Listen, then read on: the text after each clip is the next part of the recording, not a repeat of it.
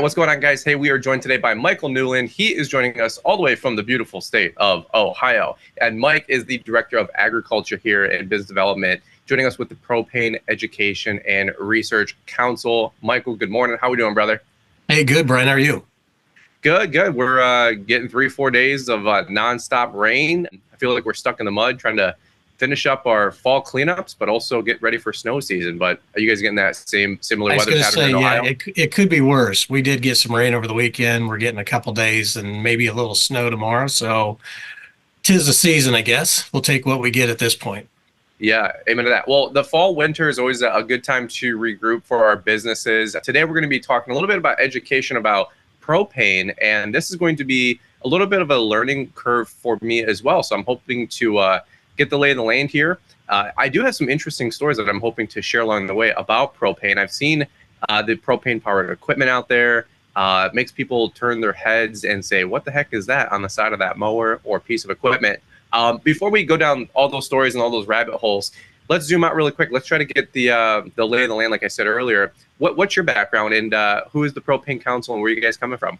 Yes, we'll talk about PERC a little bit. So PERC, Propane Education Research Council, we do all the safety training for the propane industry. So that's our main focus. We also do consumer education, which is what we're doing today. We're educating a segment of the consumer base. We also do some business development activities, which is a really cool part of what I do.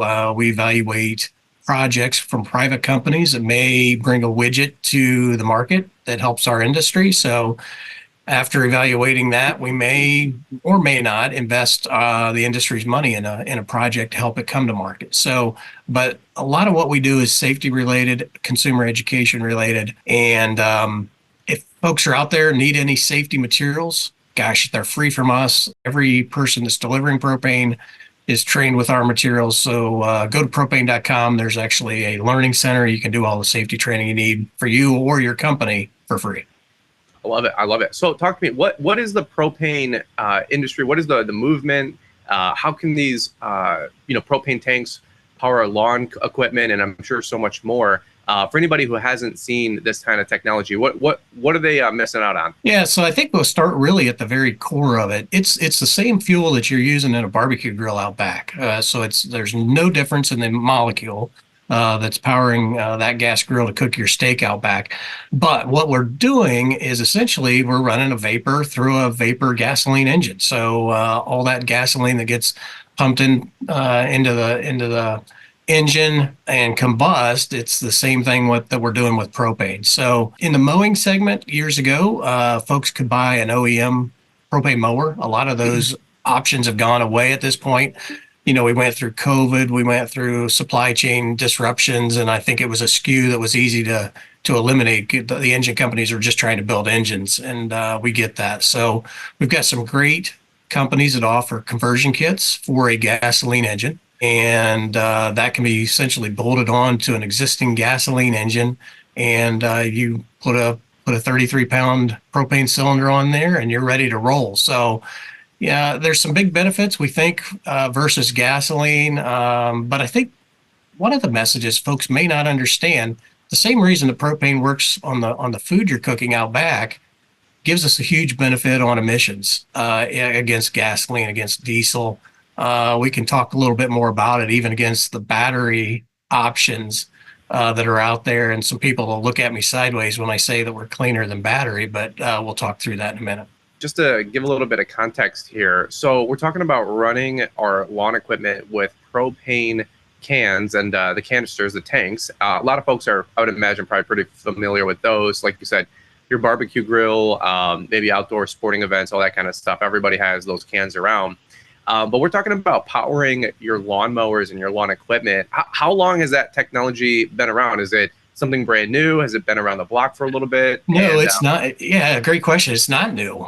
We've been doing it on and off. Well, we've been in the space for, gosh, over a decade, doing incredibly good work. We've got some really large fleets that are running their exclusive fleet on our fuel. And I guess I do want to say that this is for the stand-up zero turn market. We actually do some golf course stuff too. But I don't want to give the impression it's for handhelds or anything like that. We think the handheld market is gasoline or it's electric, and probably will remain that way. Probably converting most to electric over time. But we think we've got a great story, a great technology for people to consider. We think it can help you attain some environmental goals for you as a company or your customers as a corporation. So it's a cool opportunity to investigate. I like it. I like it. Well, let me ask you this. It's been around. It's tested. It's proven. What has, and we'll get into in just a quick second, maybe its role here in the marketplace in the near future.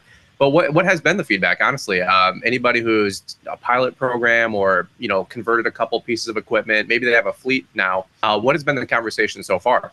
I think you're going to see people amongst the spectrum, and what I mean by that is we've got fleets, pretty substantial fleets. People, names of companies what people listening would know, are running their entire fleet on our fuel, and I don't think they'll ever leave our fuel. Then you have people who may be interested but unsure of how to start or how to investigate how it would work in their company. And I think it's a different mindset. And what I mean by that, it's, you can't stop at the corner gas station and fill these cylinders up. So I think that's what scares some people, or at least makes them pause and think, how would I do this? And maybe we could dispel some of those fears today. Yeah, I like it. Well, let me ask you this: as we are growing our businesses, as we're always adopting new technology. I mean, gosh, like you said, since COVID, seems like everybody has a battery option. Everybody is a couple different states are banning, the sale of two-stroke Yep. and four-mix engines. The marketplace is changing a lot, sometimes faster than we'd all like to admit. So as we look at propane as a possibility and powering our equipment in the future, what is the role of propane compared to maybe a traditional diehard gas engine user, or even somebody that's evaluating electric? I mean, some of the electric equipment, I don't know if you guys can relate. I like the idea, but also the $20,000-$30,000 price tags kind of scare me away as a business owner. So what's your thoughts on all the above? I know that's kind of probably a loaded question. No, I think it's ideal. I think it's got to be discussed. So let's talk through, the battery one first. For the exact reasons you just mentioned, the initial capital cost, I think, is a challenge for the market today. With any new technology, I'm sure it'll become more and more affordable over time. But we think we've got a better option today in 2023 than what the battery market offers this clientele.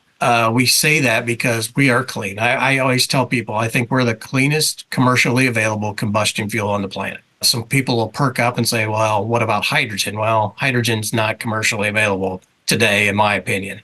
You can buy it. There's some labs that are doing it, but the price of fuel nobody would buy. It's just not marketable at this point because of the price. Propane's very reasonably priced. We're cleaner than gasoline. We're cleaner than diesel. Then if you look at, and I guess I want to point this out specifically to the listeners, zero emissions at a battery mower doesn't mean there are no emissions to it. And we study emissions all the way back to where that electricity is produced. So you've probably seen the memes about Teslas charging, plug it into your electric socket that the coal plant's powering. Sure. That's very true, especially here in the Midwest. We've got a lot of coal power generation plants. If they're not coal or natural gas, and propane is probably still cleaner than the natural gas plant when you calculate in the transmission loss and those types of things. So I think the stats, 38 states were cleaner than the electric grid in 38 states. So folks, I think, would raise their eyebrows a little bit at that. So if you're looking to do something for the clean aspect of it, I don't know that you could do anything cleaner today than propane. So I think that's point number one. You asked a great question about looking at the future and with engine bans. Yeah, we fight that fight just like the gasoline market does, just like the diesel market does. We're using that gasoline powered engine. We're converting it to a propane kit with a propane kit, and we have those same issues to deal with that the gasoline market does as well. We can provide the data that we're cleaner. We can provide the data that we're cleaner probably than the electric grid. I know the one that everybody watches is that state out west. And we've given those folks the data about their electric grid. They import, I think, 40+% of the power into California. In totality, if you account for all that power generation and where it all comes from, propane is cleaner than the California electric grid. So that's not going to stop the ban that's going to happen, I don't think, out there. So we still are working through that, working through it with customers. We actually have some fleets in California that just went propane, which I found interesting with the new regulations coming. So interesting times to be in this small engine space for sure. One question I have for you, and this would be from the staunch critic out there, or maybe just somebody that's skeptical. What's the incentive to go propane or convert to propane when maybe something's readily available, like a gas station? Fill up for some of those mowers. Fuel prices have came down a little bit. They used to Sure. be $5, $5.30 a gallon. It was actually getting me even nervous. Our $150 fill ups when 18 months prior was $40 a fill up. Yeah. Do you guys see like the same fluctuations in the propane market? And then otherwise, like, this is just my own personal question here. What's the incentive or the perk?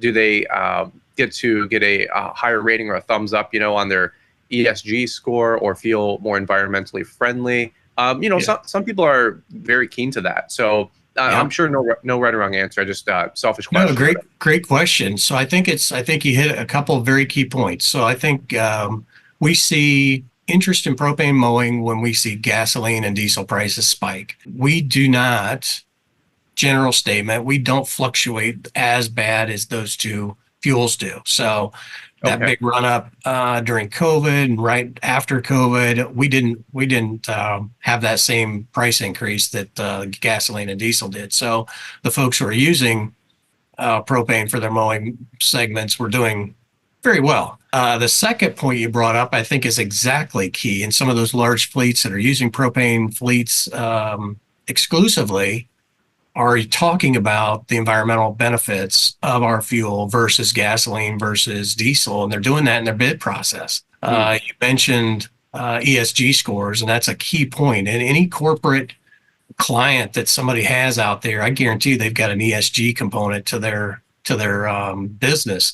And I think this is a great tool that you could use to put yourself in a better light when you're doing a bid, or just putting yourself in good graces with an existing customer to have a more environmentally friendly fuel running around their campus. We're doing a demo right now in California with a very large company, a national company, for the exact same reasons. They're looking at battery. They point blank told me we can't spend $30,000 per machine for new equipment everywhere across the country. So they've actually bought a couple units. They're demoing a John Deere Gator that's on propane as well. So we've got other pieces of equipment that could benefit some folks that are out there listening today. But I think the ESG side of it is really a great story for us. I'm a simpleton, so if I'm trying to fill up these tanks, or quote unquote charge them up, how does that look like? I would imagine, locally I have a couple of propane businesses, and I could take my tanks there to refill. Is that what I'm doing with some of these tanks, swapping them out, or can I have an on-site charging system? Again, selfish question, but just to maybe make the loop go full circle here. Yeah, that's the one I think we got to get everybody past initially before they even consider whether it's a good thing for their business or not. All the above, what you just mentioned, you hit them all. So it could be, if you're a small user, you may take these cylinders to your local propane supplier and have them filled on their site. If you're using a decent amount, they could come to your place, fill them, or do a cage and just do an empty swap. Pull the empties, put full ones in for you. And if you're a large user, most likely they're going to install a charging system or refueling station that you guys can actually refuel after training, of course, refuel your own on site. So all of those three are options. And I think that's the advice that I give. That's the first thing you got to figure out. If somebody's even considering this, find out who you want to deal with on your propane locally. There's going to be multiple options for you. If you do, they actually you go to our website, punch your zip code in, it'll tell you everybody within a radius that you could buy propane from. But you got to find who that trusted supplier is going to be. Have that conversation first and kind of figure that detail out, because that's the one that gives everybody heartburn. Is trying to figure out, gosh, I can't stop at the local speedway or, Casey's to get these things filled up. And how are we going to do this? And I think that's the first domino that's got to fall. Well, and if I can just give you guys a plus one in your hat, it's the same conversation you're having with electric, regardless. So I think you said it at the top of the show here. Somebody's just trying to convert their fleet over to electric mainstream, especially for the mowers. If you don't have access to a 220, 240 plug, which is the real bottleneck in most of this equation, outside of the price point, it wouldn't be any different of a barrier of entry if you guys are looking at propane. So for your gas enthusiasts out there, maybe it's for you, maybe it's not. But for some of you guys looking to convert from battery or to battery, maybe give propane a look as an alternative as well. If you're going to have some of those same hurdles to overcome, you might find long term that the propane option is a better bet for you guys. Anything else you want to weigh in on that, Michael? I think that's a really relevant topic. I think it's a very good topic. I don't know that we talked about it on camera or before we started, but let's make sure we hit it. So Sure. that's a bottleneck. The amps coming into your building to recharge a battery fleet. If you want to go that way, I think that's a big consideration. Do you have enough amps? And if you don't, what's that upgrade cost look like to get the additional power into your building? Propane, if you want to go a different route, propane, we offer all kinds of power generators that run on propane. So it may be a cheaper solution, to be very honest. Even if you go battery and you don't have the amps coming in to recharge, it may be cheaper for you to buy a generator than to upgrade your electrical system. So take that into consideration when you're making that decision too. Yeah, amen. I just had the guys over at my property last Thursday, Friday, installing utilities for our barn. We just built a barn, and it was $6,600 to run the conduit for all the electric. I got two 240 plugs going in there because we know a lot of us equipment is moving towards battery. But yeah, that was a 6-7 grand retrofit and/or just upgrade to make it while we could before everything is finalized. And it's a real investment. And I have a very small company compared to some of the guys that are out there probably watching this. A funny story. So we do big truck shows out in Anaheim, California, where all the huge Class 8 trucks, so the semis, over-the-road semis came in. They were doing all these EV demos, and this has been a few months ago. They actually had one of our vendors with their propane-powered generators come in to charge all these EV trucks for the ride and drives because they didn't have enough power on site at the convention center to recharge them. So all these companies that were offering these cool ride and drives were actually charging with our fuel out back, which is a great story for us. So. Absolutely. Yeah, we've all seen the memes on Instagram and TikTok. I have a Tesla, and I will tell you, there's many times where I've seen the memes of people charging on the side of the road with a diesel generator, propane, outfit of some capacity, charging these things up. Right? It's I think most people are pretty akin, to the cost and benefit analysis and all that stuff. So in that regard, I would encourage you guys to do some research here. We'll make sure to leave links in the description. You guys can get some more education here. Michael, let me do this really quick. If you had to summarize it all in, 45 seconds or less, what's the biggest takeaway that you want these guys to learn or to take away from this whole conversation about propane? What would that messaging look like for you? Yeah, I think we'd want everybody in the audience to understand that it's an option. We think it's an incredibly good alternative to gasoline or diesel, just because of the environmental aspects of it. From a cost standpoint, we're going to be incredibly cost competitive with those fuels. Probably should be on the beneficial side to us.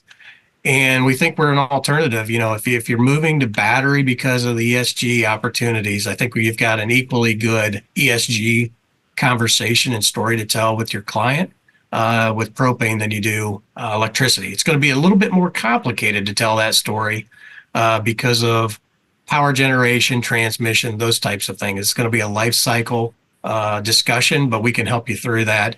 And I think you have a better performing unit for you and your crews. I think that's the benefit for you. That's awesome. Hey, one quick funny story that I'd like to share is there's a local big box store where we live, and they had a John Deere mower, the company that serviced it. had a John Deere mower with, if not one, maybe two saddlebags for the propane Yep. tanks. And I had never seen anything like that. And not only did it have the propane, it had the Michelin wheels, if you know, like those run flats. Yep. So this thing was like, it looked like a transformer. I had never seen anything like that. And gosh, that was 7 or 8 years ago. And it was one of the national companies. And so one thing I'm always trying to do with my company is emulate what other successful people are doing. And if I see some of the larger companies with some of these different technologies coming on their fleets, it makes me look across the aisle. It makes me look over the fence and say, what are they doing? I'm sure somebody has ran the numbers that has a couple college degrees or a whole department that has ran the math. So for me personally, and something I'd encourage you guys listening in as well, don't just, throw a blind ear or a blind eye to what, these guys are sharing. Do some research and see if it makes sense for you, especially some of you guys that are really considering battery and electric. This could be that change you're looking for and possibly a cleaner solution and maybe even at a better price point. So, Michael, can't thank you enough, brother. Where can people find more information about all this this conversation? This is good. Absolutely. Super easy to website to remember. It's propane.com. You can search by commercial mowing. We've got a really cool cost calculator on there. If you want to compare yourself to gasoline from an economic standpoint, you can play around with the numbers. It'll just spit out what the savings would be. So go to propane.com, search commercial mowing in the top search bar. That's awesome. Hey, you know what? Last quick funny story. We are living in our camper on site at our house as it's getting finished up. So I have actually found my local propane place, and just the other day we picked them up as a new snow and ice client, which is awesome. Nice. So I actually know where all my propane places are locally, and if I'm already there plowing snow and we're already going to be mowing the grass in the future, wouldn't be that big of a stretch to go fill up some of our tanks if we need to. How about that? Yeah, that's right. And this time of year, I'm sure where you live, the snow is probably already fallen. So that season has probably started for you. Yeah, we're going through our tanks about every 2 weeks or so, which isn't actually not that bad. I've told some people the conversation, and they said, well, compared to paying for heating fuel or having a direct line eventually to the house, it's actually not that bad. And I agree. It wasn't as expensive or the sting that I thought. So again, conversations like this make my ears perk up, and I'm sure it'd be doing the same thing for a lot of you guys out there. Michael, can't thank you enough for the time. I'm sure we'll be doing some more in the future. But this is a good conversation starter. And as you guys are shopping for equipment in the future, maybe give Propane a look and do some research for you guys. Mike, I'll give it to you. Any last thoughts? But thanks again for your time, brother. Hey, I appreciate it, Brian. Anybody that has questions, I think the best place to start is propane.com. So thanks again for your time. All right. Well, hey, guys, appreciate you all watching and listening in. And you guys have a beautiful day. And we'll catch up with you guys here on the next one.